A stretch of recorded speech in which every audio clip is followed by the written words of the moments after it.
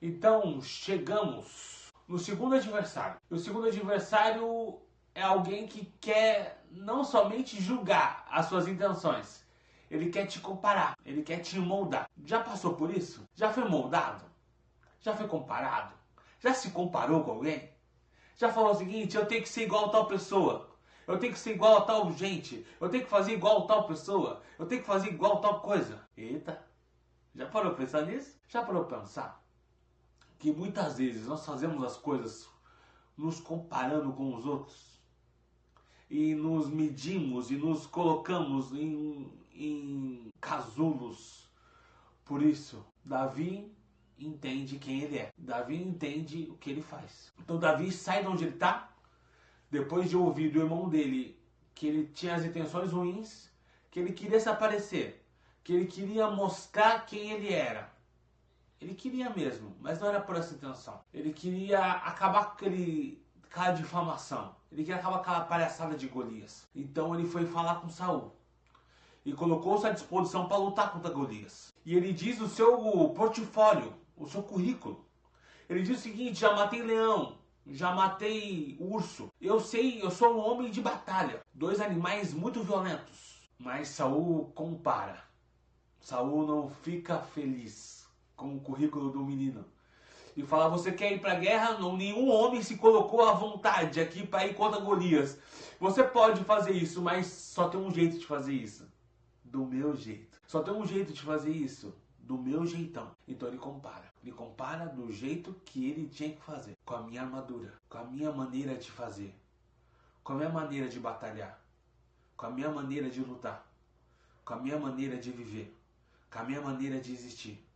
E talvez você esteja querendo viver a maneira como seus pais viviam. Sabe qual é o nome disso? Viés de ancoragem.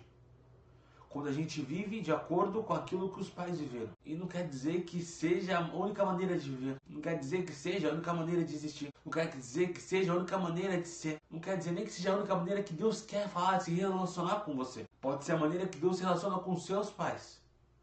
Pode ser a maneira que Deus se relaciona com os antigos. Mas não quer dizer que seja a maneira de se relacionar com você. Já parou para pensar nisso? E a doideira é que em todo esse processo, Saul coloca uma armadura pesada nele. E aquele menino franzino não tinha a altura de 1,80 m de Saul. Então a armadura fica muito larga nele. Então ele fica minúsculo dentro daquela armadura gigante. E minúsculo dentro daquela armadura gigante, ele não consegue nem se locomover direito. E aí vem a inteligência emocional de Davi, que fala, esse não sou eu, rei. Me desculpe, eu prefiro ir do meu jeito. Eu tenho o meu jeitão. Eu tenho a minha maneira de viver. Eu tenho a minha maneira de batalhar. E desculpa, rei, não é igual à sua. Desculpa, rei, não é da sua maneira. Desculpa, rei, não é do seu jeito. E aí vem algo pra gente pensar. Será que a gente tem coragem de falar, desculpa, não é do seu jeito. Desculpa, não é da sua maneira.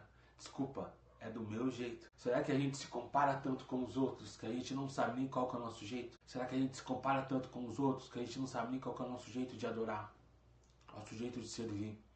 Nosso jeito de buscar a Deus? Ai, Diogo, eu tenho o meu jeito X, mas não, eu tô falando de você criar um jeito que contradiz com a Bíblia. Um jeito que contradiz com o Evangelho.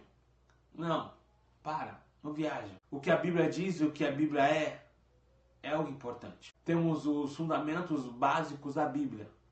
E a eles servimos e seguimos. Eu não estou falando disso.